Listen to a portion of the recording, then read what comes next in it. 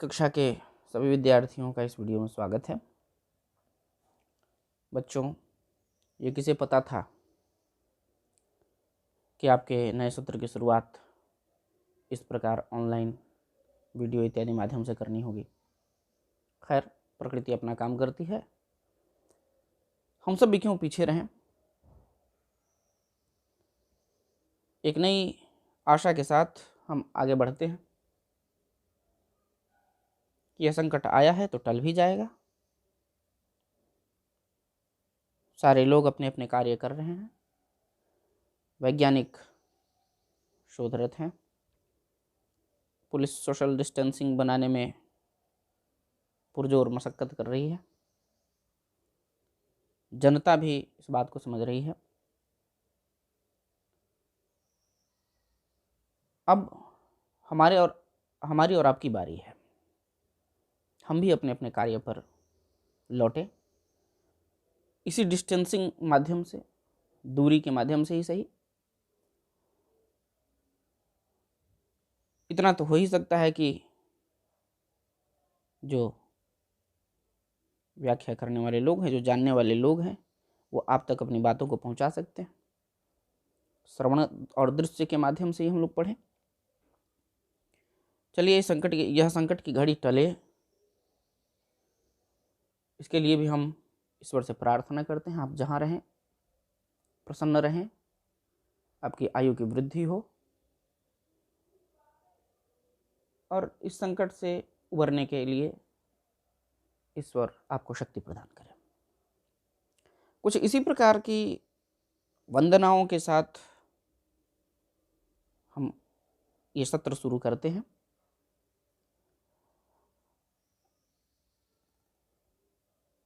यह जो स्क्रीन पर आपको दिख रहा है, यह यजुर्वेद का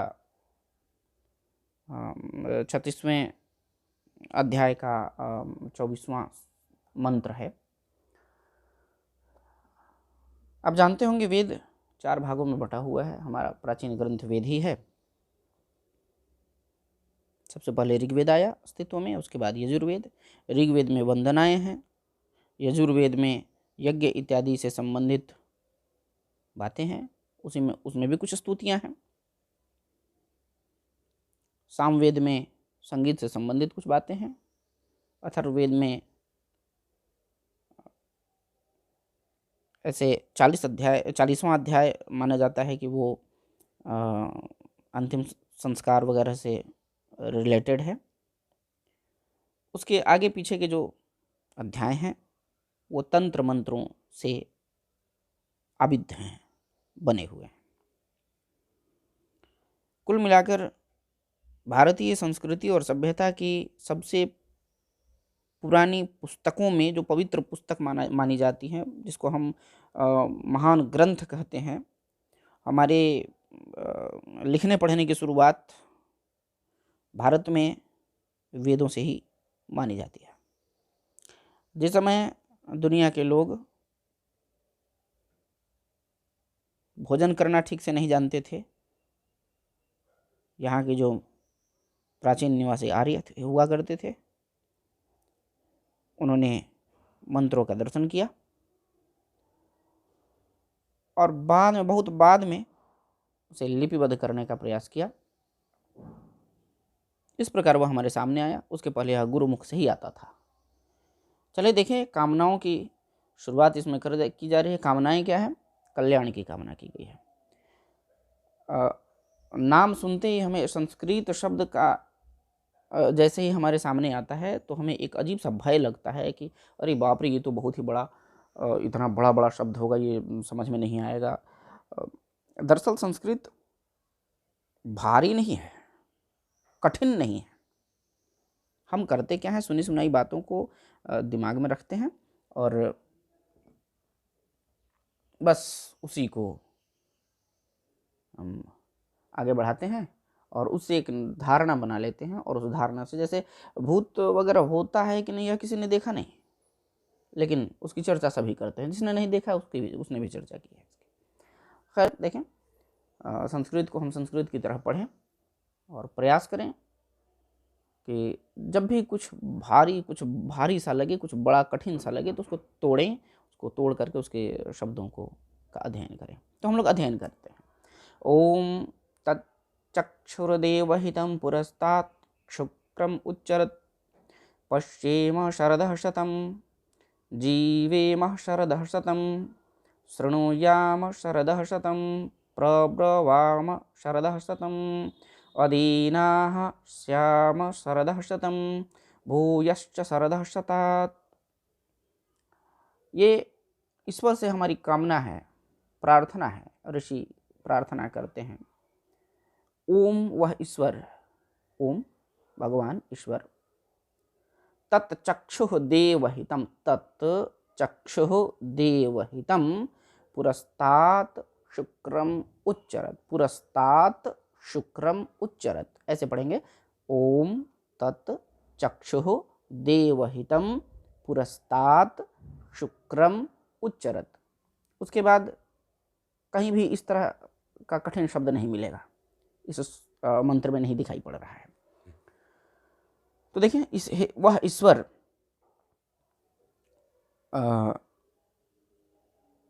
जो शुक्ल वर्ण का सूर्य रूपी नेत्र है, वह पुरस्तात्, पूरब से, सामने, शुक्रमुच्चरत, वह शुक्र है, मतलब शुक्ल वर्ण का है। देवहितम, देवताओं के द्वारा अच्छे कार्यों में जो लगाया गया है वह सूर्य, वह उदित हो चुका है। उच्चरत, ऊपर की ओर आ चुका है। ओम तत्चक्षुः देवहितं पुरस्तात् शुक्रमुच्चरत, वह शुक्ल वर्ण वाला, वाइट मतलब सफ़ेद, या ऐसा कहें गोल्डी वर्ण वाला, रंग वाला सूर्य रूपी आँखें, वह आँखें की तरह हमारा अवलोकन करता है। सूर्य जैसे हम आँखों से सब वस्तुओं को देखते हैं, उसी प्रकार यहाँ कामना, ये एक कल्पना की गई है कि सूर्य भी हमें अपनी आँखों से देखता है। दरअसल सूर्य हमें अपनी आँखों से क्या देखता है? वह सूर्य ही आँख है देवताओं का। तो देवताओं ने जो सूर्य रूपी नेत्र से सबको कल्याण करने के लिए, सबके कल्याण की बातें, कल्याण, एक मिनट, देवताओं द्वारा कार्य में लगाया गया जो यह शुक्ल वर्ण का सूर्य रूपी नेत्र है, वह पूरब में उदित हो चुका है। अर्थात सूर्य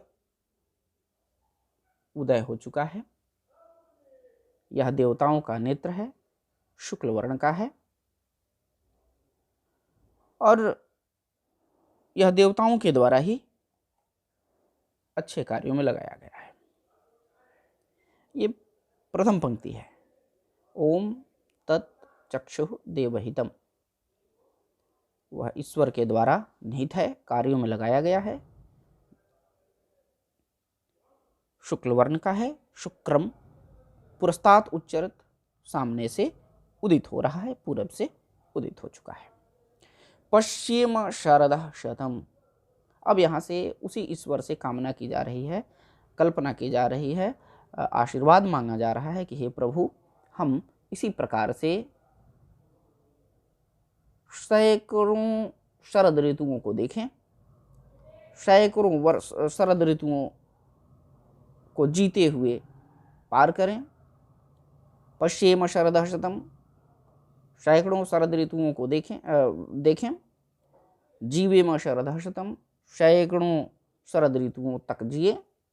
शृणुयाम शरदः शतम्, सैकड़ों शरद ऋतुओं तक हम सुनते रहें।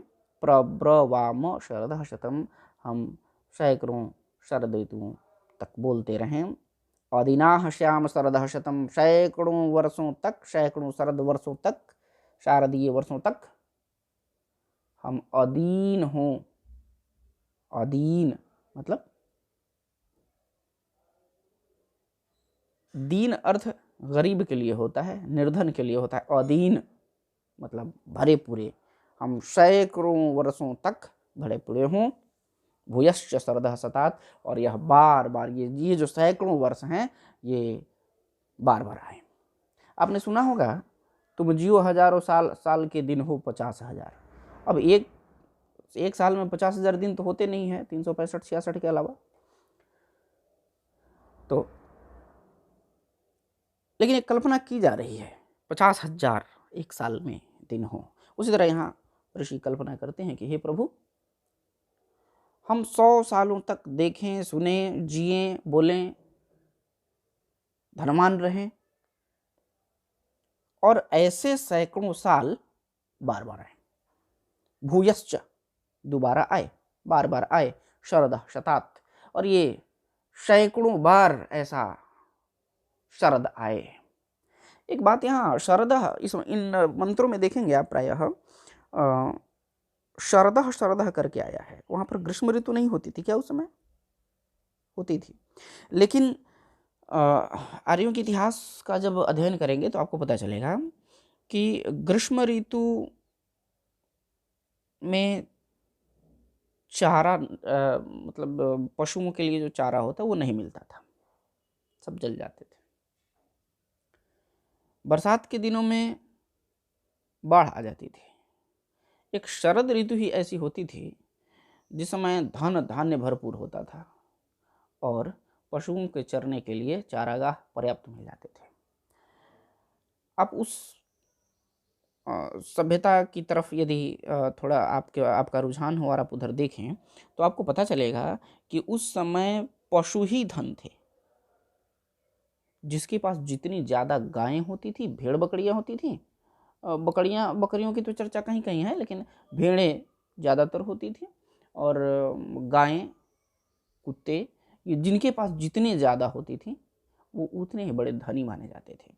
और इन ऋतुओं में, बरसात के ऋतुओं में बाढ़ आ जाती थी नदियों में, इसके कारण चारागाह कम हो जाते थे, और इन ऋतुओं में उनको भाग करके पर्वतों में जाना पड़ता था।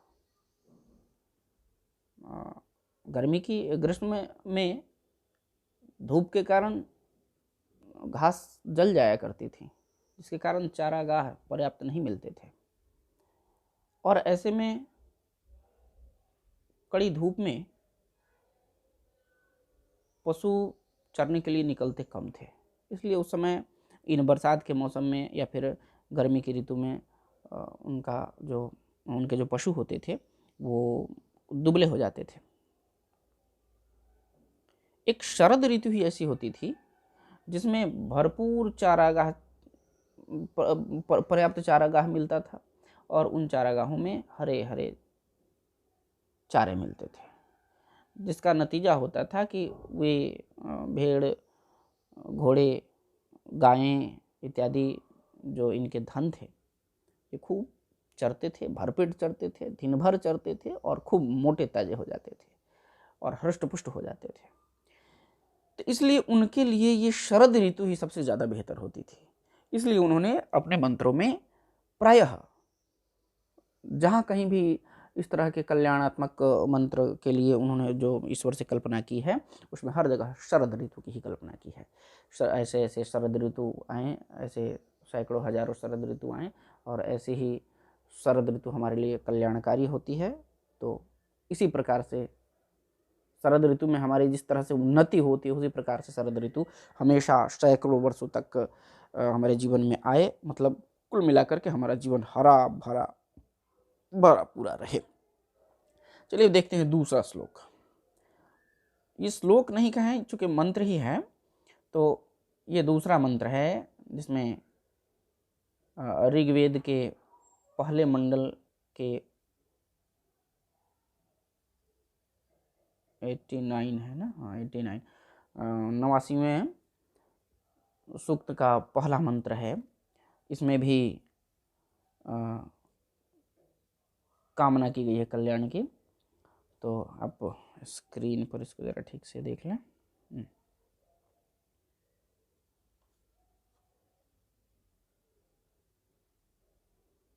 ये आपको पूरा दिखाई दे रहा होगा। अब इसे देखें।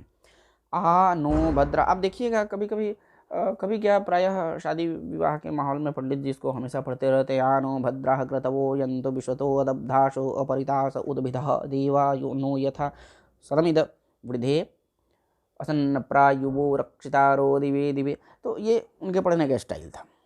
हमें तो अध्ययन करना है तो हम इसे पढ़ेंगे आ नो। नो मतलब नह शब्द से नो बना है, नह ही एक तरह से नो कहा जाता है। नह मतलब हमारा, हम सबके लिए। आ आए, भद्राह अच्छी चीज़ें, अच्छी वस्तुएं अथवा अच्छे दृश्य वगैरह, अच्छाई। क्रतवो यन्तु विश्वतो अदब्धासः अपरिताशः उद्भिदः। यहाँ पर अपने विचारों के बारे में कहा जा रहा है कि सब ओर से हमारे पास आए, हमारे लिए भद्राः क्रतवो, विचार हमारे पास हमेशा शुभ शुभ आए। हम कभी भी अशुभ विचारों को अपने मन में न लाएं, ईश्वर से प्रार्थना की जा रही है मुनियों के द्वारा, ऋषियों के द्वारा, महर्षियों के द्वारा। हे प्रभु, मेरे मन में जब भी कोई भी विचार आए तो कल्याणकारी विचार आए, शुभ विचार आए। ये किसी से दबे नहीं, ये विचार ऐसे आए, मतलब सीधी सी बात, उसमें प्रार्थना की गई है कि हम दब्बू न बने। हमारे भीतर ऐसे विचार आए जो किसी से दबे नहीं, जो किसी के द्वारा बाधित नहीं किया गया हो, अपरितास नहीं हो, उद्भिद हो। उद्भिद का मतलब होता है रहस्य को प्रकट करने वाले। इनको भी ये जो उद्भिज कहते हैं पौधों को, पौधों का एक पर्यायवाची उद्भिज भी है। ये उद्भिद से जो उत्पन्न होता है, उद्भिद मतलब रहस्यों को प्रकट करने वाले। धरती को भी उद्भिद कहा गया है। धरती रहस्यों को प्रकट करती है, छिपी हुई वस्तुओं को प्रकट करने वाले जो होते हैं वो। तो यहाँ पर उद्भिद शब्द का अर्थ हुआ जो अज्ञात विषय होते हैं, जिनको हम नहीं जानते, वैसे विषयों को प्रकट करने वाले। तो हमारे विचार अज्ञात विषयों को प्रकट करने वाले हों, नई नई शोध करने वाले, नए आविष्कार करने वाले हों, ऐसे विचार हमारे दिमाग में, हमारे मस्तिष्क में आए, और वो सबल विचार हों, किसी से दबे नहीं। और हमने एक जगह कहा है, वसुधैव कुटुंबकम की कल्पना भी ऋषि महर्षि लोग किया करते थे। वर्ल्ड सिटीजनशिप की बात वो लोग किया करते थे। समस्त धरती ही उनका कुटुंब हुआ करता था। तो यहाँ भी आप देखें उसी प्रकार यहाँ जो कल्पना, जो कामना की गई है ईश्वर से, जो आशीर्वाद मांगा गया है, वह हम सब की चर्चा को है। केवल सिंगल पर्सन के लिए, अकेले आदमी के लिए नहीं हुआ। हम सब ऐसा करें, हमारे भीतर ऐसे विचार आए। तो आनो भद्राः क्रतवो यन्तु विश्वतो अदब्धासो। अदब, ये जो आप एस की तरह देख रहे हैं, यहाँ एस की तरह दिखाई पड़ रहा होगा। अदब्धासो में द के पहले ये जो देख रहे हैं, ये दरअसल अवग्रह का चिन्ह, इसको अवग्रह बोलते हैं। ये अ का चिन्ह है, और बताया जाता है कि ये लुप्त है, मतलब छुपा हुआ अ, मतलब यहाँ पहले अ था ऐसा माना गया है। विसर्ग के बाद इस तरह का प्राय होता है। विसर्ग के पहले और बाद में स्वर वर्ण हो, ह्रस्व स्वर वर्ण हो, तो यह हो जाता है। आप देखते होंगे प्रथमः अध्यायः को जोड़ करके प्रथमो अध्यायः कहा जाता है। इस तरह यहाँ पर विश्वतः अदब्धासः, ये दोनों मिला करके हो गया है विश्वतो अदब्धासो। तो अब देखें आगे, अगली पंक्ति है देवा नो यथा सदमिद वृधे। देवा देवतागण, नो हमें, हमारे लिए, हमारा, तीनों रूप इसमें आता है। यथा जिस प्रकार से, सदमिद, सदमिद का मतलब वृद्धि करने वाला, सदमिद है ना, प्रगति को नहीं रोकने वाले हो जाएंगे, न प्रायुवो रक्षितारो। हाँ, देवा जिस प्रकार से देवतागण, जिस प्रकार से देवतागण हमेशा हमारी रक्षा में तैयार रहते हैं। सदमिद, सद हमेशा, वृद्धेः वृद्धि करें, वृद्धि के लिए तैयार रहें। असन्न प्रायुवो, हमेशा रक्षा में तैयार रहते हैं। दिवे दिवे, प्रत्येक, प्रतिदिन, ऐसा दिवे दिवे का अर्थ यहाँ पर ऐसा ले सकते हैं हमेशा, दिन प्रतिदिन। तो इसका अर्थ हुआ कि जिस प्रकार से देवता सदैव हमारी रक्षा के लिए तैयार रहते हैं, वो हमारे अनुकूल रहें, वो देवता हमारी वृद्धि के लिए हमेशा तैयार रहें। ये जो रक्षितारः देवाः हैं, रक्षा करने वाले जो देवता हैं, जिस प्रकार से हमारी हमेशा रक्षा करते हैं, उसी प्रकार से सदमिद वृद्धे, हमेशा दिवे दिवे, तीनों दिन हमारी वृद्धि के लिए तैयार रहें, वृद्धे, हमारी वृद्धि करें। इस प्रकार दोनों ही मंत्रों में आप देख रहे हैं कि कल्याण की ही बात कही गई है। इसे यह भी सिद्ध होता है कि हमारे ऋषि मुनि कभी भी किसी सामने वाले के प्रति कभी बुरा नहीं सोचते थे। एक वैश्विक परिवार के अंतर्गत ये लोग आते थे। आपने गांधी जी के बारे में भी सुना होगा, वर्ल्ड सिटीजनशिप इनको थी। तो ये सबके समय का अपना अपना समय की अपनी अपनी मांग हुआ करती है, और उस समय के अनुसार लोगों को अपनी नागरिकता मिलती है। लेकिन ये जो ऋषि और महर्षि हुआ करते थे, ये तो सभी समय से अतीत थे, इतिहास से परे थे। धन्यवाद, आपने इस वीडियो को देखा, इसे ध्यान से सुना, कुछ सीखा, इसे लाभ उठाया। पुनः अगले वीडियो में अगले पाठ को लेकर के, तब तक के लिए धन्यवाद।